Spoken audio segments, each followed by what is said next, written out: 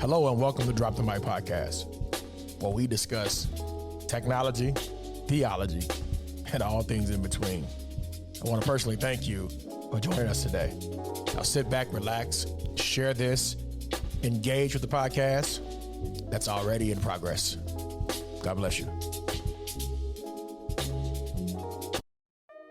Yo, what is up, y'all? I am DK Hammonds, and I am here with what I would consider the OG of social media church, social media communication, all the things. She is one of my muses. She's one of the people I follow when it comes to certain things happening in the industry as it relates to church and communication. She really doesn't need an introduction as it relates to this podcast. I want to introduce you to some, present to others, as we say in the local Baptist church. Katie Allred, come on. Y'all show some love. Katie, woo! Yeah, I appreciate the clapping. That's nice. I had a little something to it. Yeah, I seen you on other places, and I don't like how they not enthused by talking to you. Like Katie is, she that lady. Like, Appreciate it. Yeah, she's that. People need to be more enthused when they are having a conversation with the OG. That's just my opinion. I appreciate that. And maybe it's the energy I'm bringing. I don't know, like I'm pretty laid back. So maybe that's why. I don't know. Nah. So Katie and I was talking a little bit off mic, and I think this is going to be a super important. I think all of them are important, but I think this is important for the next year. Many of us are in this industry, and we're always thinking, what's next? What's to come? And Katie and I are going to talk about how we see, how we're going to forecast 2025. What can we expect? What can we feel in the next year to come? So Katie, I'll pitch it right back to you. What are some things that you feel like we're going to be really into next year in 2025? Yeah, I think there's a few things really. So I think number one is probably going to be obviously AI. I mean, I don't know. You're probably talking about that way too much at this point, but Yep. it's a drum that we're beating before 2020 about getting on the internet. Come on. That was just a hard play too. Like, hey, internet is coming. Y2K, yeah, that was a hard play. And then once the pandemic happened, the church was like, oh yeah, I guess we got to get on the internet, And now like most churches are on the internet. So I think that's good. I think, there's a step further than that and being hybrid first and realizing like the internet and physical locations exist simultaneously. I think that's something that's happening as well. But AI being a big one, figuring out, how do we use AI to make ourselves more efficient? How can we make sure we're ethical? I think not being scared of it's going to be a big part of it. Come on. There's so many different platforms. Which one should we use? Like, which one should we pay for? A lot of that. And then, and I've made all those mistakes. So please ask me. So you don't have to spend and waste money and time like I have. Let's get right into it then. I think ChatGPT, when this podcast is dropping, has already dropped the $200 version of itself, which I think is only available for researchers and scientists. And this is what I've read about it. That doesn't necessarily impact the local church per se. No. So and also, like, I'm not sure you need that version as a church. I don't think you need the $200. I think you could probably live with the free version for the most part. Like, I do think the paid is nice because the history and like whatnot and getting to know you, but also like the paid gives you a little more privacy. So it's not training on your data. I think that's the thing. But the regular subscription, which is like $20 a month, is going to be like the best probably across the board for most churches. And like, and it's one thing, like, it's so funny. I love ChatGPT and I was using it pretty exclusively until recently, and now I've really gotten into Claude. Yes, sir. Yes, sir. Yeah. I was waiting for you to get there because I too have been tinkering with Claude a lot more than I do love ChatGPT because I can program my GPTs. I can do all of those things. And if I wanted to sell GPTs, I could sell them in my own private place. But the feel of Claude in terms of how it's producing information as it Yeah, relates to copy, it's very different than ChatGPT. So share for with the sure. people the use of Claude and how they can use that in a social space. Yeah, so Claude is just a better writer in general. So if you're writing emails, if you're summarizing your sermons, if you're creating devotional content, if you're thinking through strategy or questions maybe you want to ask to get to a strategy, I think Claude is a good place to start. I do think though that like Chat GPT is so good at like producing quickly and then also like coming up with that actual strategy. Like, so taking the questions and putting it in Chat GPT, it's got a bigger breadth of knowledge, I think, Mhm. than Claude does. But Claude, I think, is a little more human almost in a way. And also, I love the way it produces these things called artifacts. Yes. And it does make looking at it and reading the information a lot easier Yes. and more digestible. What's really great is like you can ask Claude to like make a color palette and it will code a color palette and then show you the image of the color palette to the side in an artifact, right? Where you could ask ChatGPT to do that, but like it's going to give you a bunch of hex codes and not really Mhm. show you the colors. Mhm. Um, and so it's usable, yeah, but it's not the best. Whereas Claude, yeah, you can get quite a bit more minutia into the details. So they're so different, right? Like Yep. I would prefer like Chat GPT. I can upload an image and be like, what does this image say? Or like, Mhm. you know, out of all these products, which one should I choose to heal my wound? Or Yep. whatever. Yeah. Like you can do that, with Chat GPT. You can talk to it. Yeah. You can't really do that. You can't be in the kitchen talking to Claude. No. So they're different for different reasons. And Claude is similar price, $20 a month. I have them both. I use them both I do too. simultaneously. I do too. If I don't like the way one's going, I'll go to I the will go other. right to the next. Yep. Yep. Yeah, Yep. yeah, yeah. And then, maybe it's the way I'm talking to it. But that's the thing. Like, I think people think, oh, I've got to memorize a bunch of prompts or whatever. No, it's more train of thought, like, or even better word is probably chain of thought. Like, Ooh, that's how good. do you think about when you're creating like an email? Yeah. Uh, what do you think about first? Like for Gotcha. me, I think about what my subject line is going to be. Yeah. And then I'm like, okay, so let's generate a subject line. Well, what's this email about in the first place? Okay, well, let me tell it, hey, I need to come up with a subject line for this event.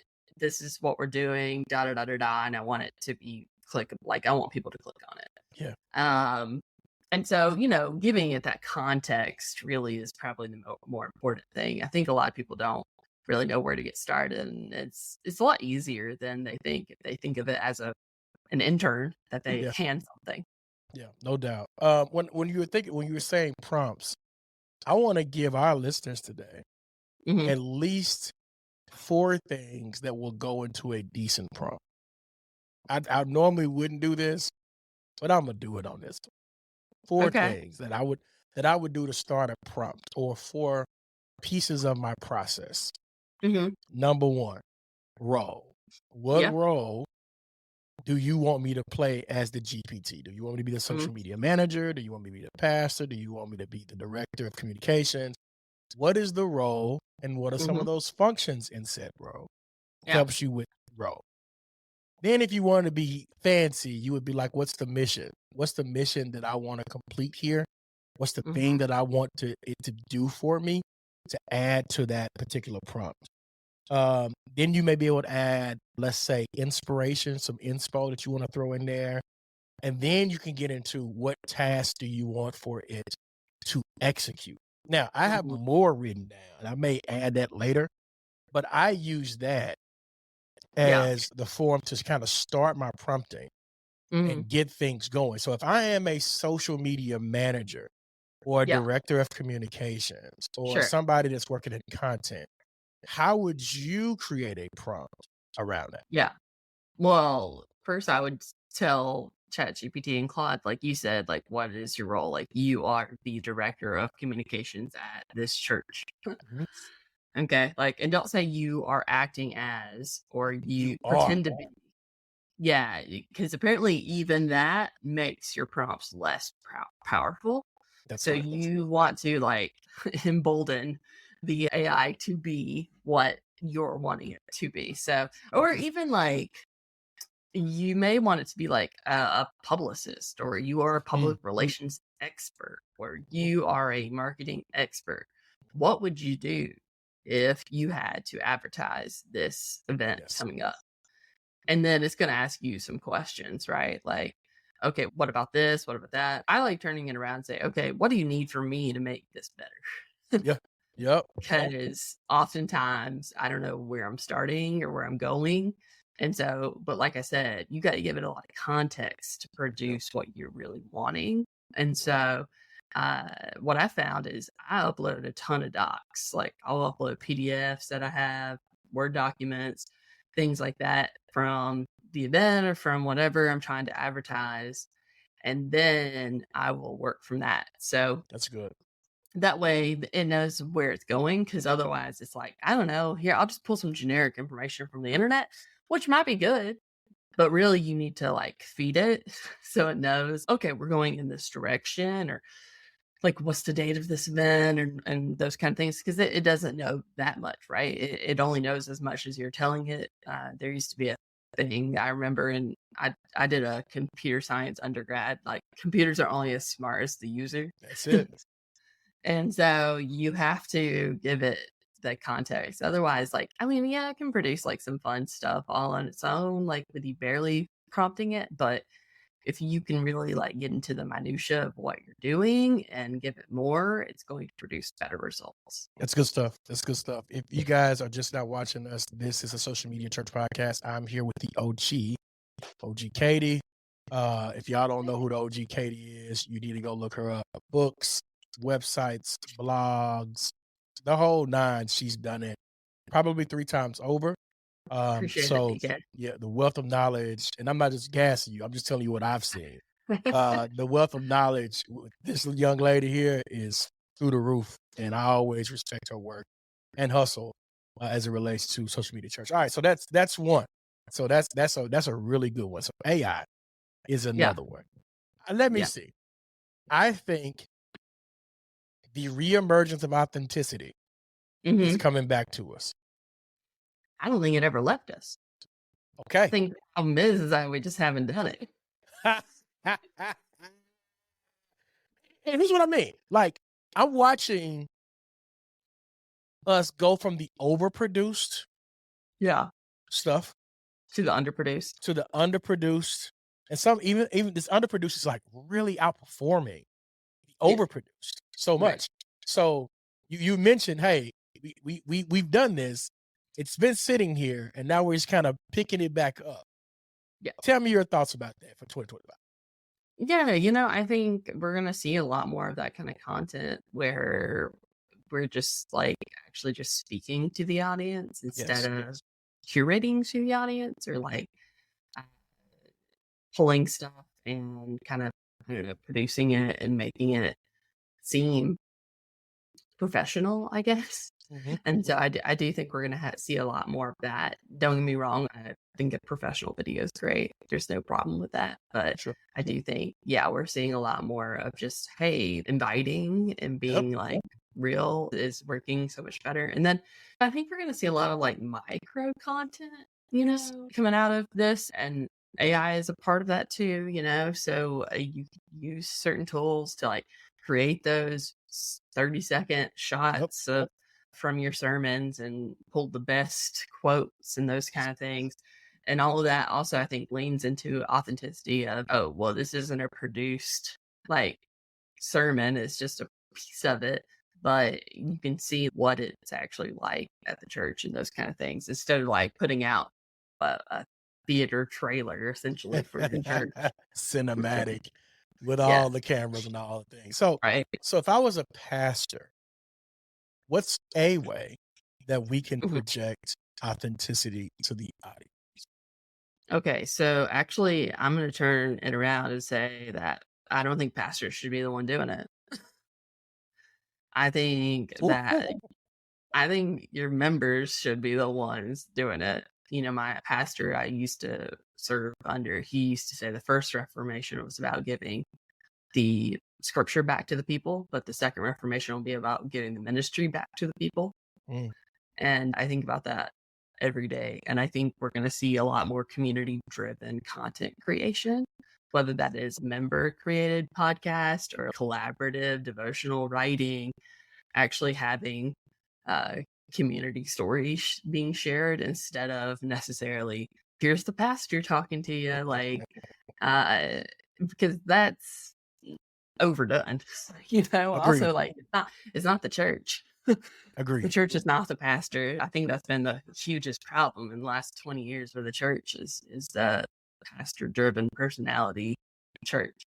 And so I think we're going to see a revival of just having people create the content. And I mean, that's like user-generated content, essentially, right? Like, Yep. I think that's what we're wanting to see more churches do. But like, I've been banging that gong for like 10 years. Will it happen? I don't know, But I think that it will. I've seen it kind of shift in both spaces where the story is starting to shift more to let's tell a story about the members, their experiences, their journey to get here, and less stories about pastor getting out of his car and slamming the door and walking up to the door. It's starting to be less and less of that and more focus on the people, the smiling faces that we see, the introduction, the hugs, the community, and all that kind of stuff. There are people making a general attempt at that. Now, would I like to see everybody take that lead? Absolutely, I would. Because I feel like in 2025, to your point, community is what we want to see, the smiling faces, the little children, the youth, the young adults, the older generation of people sharing their stories to us. Right. And not just like stories about the church or like the church. Like we really just want to see and hear more about stories of life change and how God is moving in their lives. And in the life of the church, obviously, but like I think having those individual stories will speak louder. Yeah. And do more for you in creating awareness in the community than posting a sermon clip. No doubt. No doubt. Good stuff. Okay. So that's two. I'm being harsh. That's fine. We can take it all. Bring it to us. That's a few predictions. That's rough. It is rough. I know a pastor is going to struggle. They're going to have feelings with me. That'd be all right. It's okay. They can bring them to me. That's fine. You can bring them, but make sure you bring them in love. Because if you don't, I'm going to come look for you. I mean, that's fine. But, like not everybody loved the prophets. Like, there was a little stuff going on around that. Anyway, okay, next thing. I got some other thoughts. All right, let's hear. What's the next thought? Well, I think we're gonna have to figure out accessibility in the church. So like multi-language content delivery, closed captioning for all of our video content and even for our like in live services, figuring out like screen reader optimization for our websites. There's so many different things are legally required now too, not just for the in-person service, but for your website. And I think churches don't realize it because they think, well, we're a nonprofit, we'll be excluded or they won't come after us. And that's just not the case, like at all. And the thing is too, is that, yeah, sure. I mean, there's legality, but also people deserve the dignity of being able to use your church's website the same way anybody else would. And so I think that's going to be a big problem and a big thing we're going to see a lot more out of. And figuring that out is going to be the next thing. So like, conduct accessibility audits. There's plenty of ways to fix it. Obviously you can come and talk to church communications if you want. We would love to help you. But like, yeah, I think that's going to be a big thing too. Yes. Yeah, I love that. I have a friend who I purposely lean on when it comes to accessibility. Anybody deserves, as you mentioned, they should have the dignity to access the things that we have at any moment in any given time, whether it be somebody who may be differently abled or somebody who has a different situation going on. We should definitely be leaning our websites to be more open to those who operate that way. Yeah. So I agree. I 100% agree. He gets on to me. His name is Kyle. So if Kyle is watching this, this is Kyle gets on to me if something is not accessible. He's going to let me know. He's going to give me an earful. He's seminarially trained, and he's going to give me the right act to ensure that we include everybody in the conversation when it comes to our website development. Absolutely. Yeah. And it's difficult, that's not a straightforward thing. You can't just fix that with coding. It's more intricate than just one thing. So definitely find an expert and lean into it for sure. And you might say, well, there's nobody at our church right now. Well, yeah, right now. Right now. They're coming. And so think about it. They're not at your church, but this is a way. Would they be? This is the way that we bring them to the table equally. And if you don't have anything for them, why would they show up? Why would they want to? Yeah. Agreed. Yeah. All right. Yeah. Accessibility, AI, seeing more of community, less of senior leadership. All right. Yeah. There's my spiciness for today. Oh, no. That was light work. That was light work. That was enough. Spiciness. That was light work. Okay. So let's see. For one day, let's not get them too riled up. They'd be fine. I like poking the bear anyway. Yeah. I would say another 2025. What a trend I want to see end. I want to see the repurposing of pastoral content for pastors' demise. I want to see that end. Because we've made a lot of money and clickbait off of it, and it just really brings a lot of eyeballs, but it also causes a lot of division in the body of Christ. And I do want to see that come to a screeching halt. In 2025. Yeah, I think, with a grain of salt, I don't want it to be advertised, but also people need to be held accountable, right, for their actions. Listen, I am for accountability. I am Mr. Matthew chapter 18. I am for accountability. What I am not for is us taking people to task for clicks and likes. Oh, sure. Yeah. But that's what I'm not for. Yeah. Because I don't win. Nobody wins with that. So much as it is different websites. I'm not going to name these certain websites. We won't. They exist out there, and they're not. Yeah, that's not glorifying anything. So I want to see them come to an end. Probably sooner than later. Let's see. What about some of these new apps like Blue Sky and Threads as it relates to church leadership? Because now we have TikTok that is on the bubble fringe. We don't know if it's going to be in existence of 2025. I know, have my thoughts about that. I heard it was getting kicked out by the end of January. Yeah, they make people too much money to get kicked out by the end of January. That's just my opinion. But I guess we'll find out. We're going to find out. But tell me some of the applications for 2025 that we need to be kind of paying attention to. Yeah. Well, Blue Sky and Threads is cool, but I don't think that has anything to do with church. I think there's a lot of Theo bros out there on it. On X, right? And there's arguing about their platforms and of course whatnot. And not even theological things. They're just arguing about politics. Yes. And that's not fun for anybody. Nope. And so I don't know. I think it's fine if you find community or those kind of things on there, but I don't know that your church necessarily needs to have a platform on any of those. Gotcha. Necessarily, sure, save your username, but I don't see a big, I don't know, unless you want to make it the one place that you put updates. You could do that. Sure. Every church does it differently. So I do think email and texting would probably get you further than than any of those. Honestly, all the above than social media.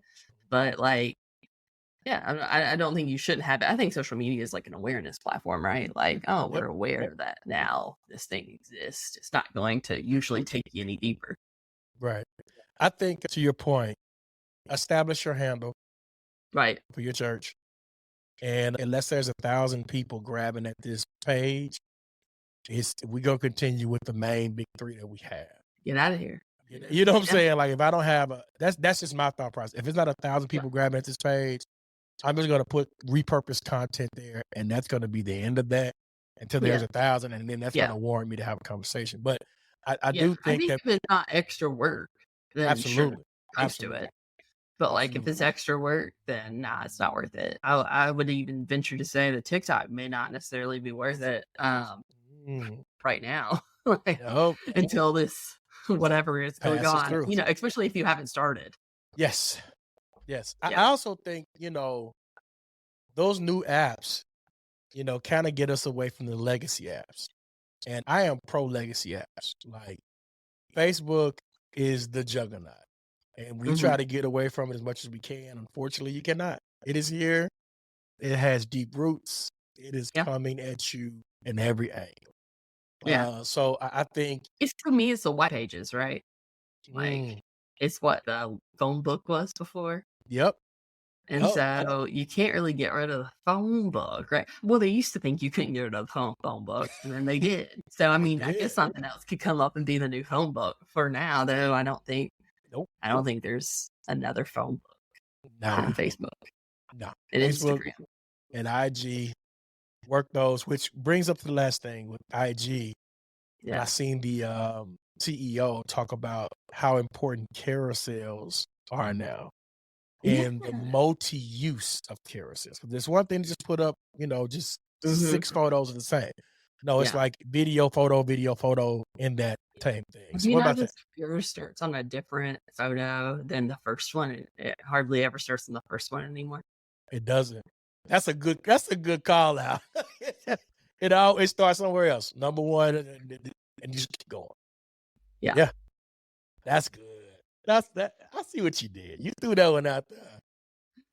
It just doesn't for the first one. So like if you're gonna do something, you gotta make sure the context is understandable regardless of what slide they're on. I do know. I hope y'all caught that, because I caught that. And that's good stuff. DK? No, I'm just gonna tell my team, hey, fix it. No condemnation for me. Hey, team, you read it, listen to this, and fix this. What she said, we need to do that. I thought that was a good idea. I mean, because normally when I'm creating carousels, I have my first thought and my second thought, my fourth thought, and now you came in and just wrecked my theology and say, but they normally start on the second page. They don't even start with page number 1. Who cares about page number 1? And I'm like, oh no. Yes. Don't you get when people wreck your theology like that? I love it. Hey, I mean, I love it as well, but like it's like take all the front pages out and just start with number 1, and we'll get there.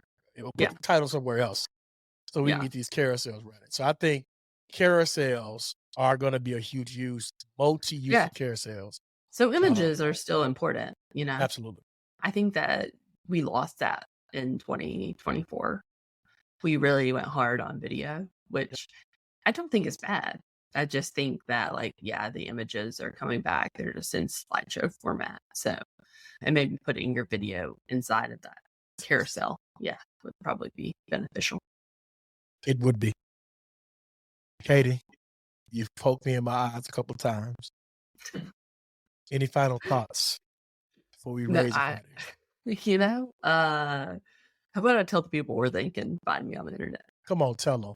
No, I don't have any final wisdom really, other than just try things, and if it doesn't work out, that's okay. We're only here for a limited time, so have fun. Smile. Short Go time. off. All right, so if people want to find me, you can obviously find me on Church Communications, the Facebook group. You can go to churchcommunications.com.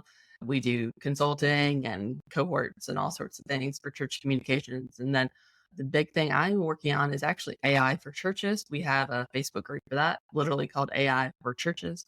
And you can go to AI-for-churches.com and connect with us there. We're also doing consulting and we actually have a cohort coming up every month. So it's very affordable. It's $99 for the month. And we'll meet weekly and kind of talk through these tools and how you can use them better. And and work through these things together. Cause it's going to be an interesting year. That's for sure. There's going to be something new every month.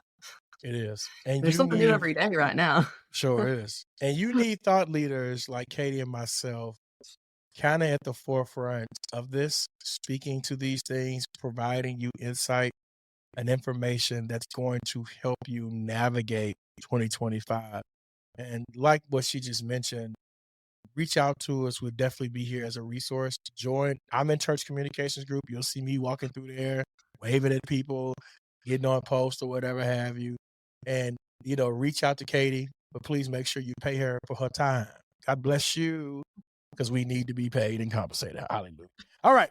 Thank y'all so much. We love y'all. Thanks to our sponsors for being a part of Social Media Church. We couldn't do this without you guys. And if you want more information like this, please come in the chat. Give us more information, more insight, and how we can do this better. We appreciate you and we love you. Thank you guys. Peace. Thanks, DK.